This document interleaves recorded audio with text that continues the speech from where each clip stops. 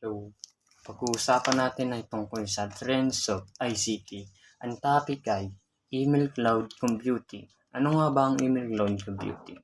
Ang email cloud computing ay isang serbisyo na nagbibigay daan sa mga tao na mag-access at mag-manage sa kanilang email gamit ang internet. Sa halip na naka-imbak ang mga email sa lokal na kompyuteran, mahirap yun kasi malayo pa. Imbis na may cellphone ka na, maglakad, mo na lang i-access, no? Sa halip na naka-imbak ang mga lokal sa lokal na computer, ito ay naka-imbak sa mga server ng cloud provider, kaya mas madali at accessible ito kahit saan basta may internet. Diba? Ang galing.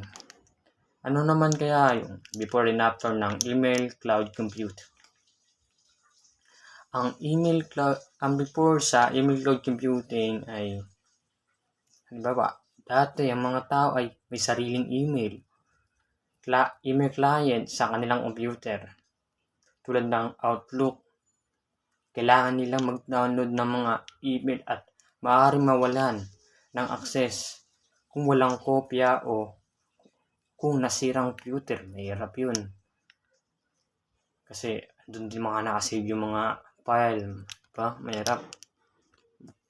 Papagawa mo pa yun. Kailangan mo pa ng pera para magawa. Diba? Okay. But sa after naman, ano nga ba ang sa after?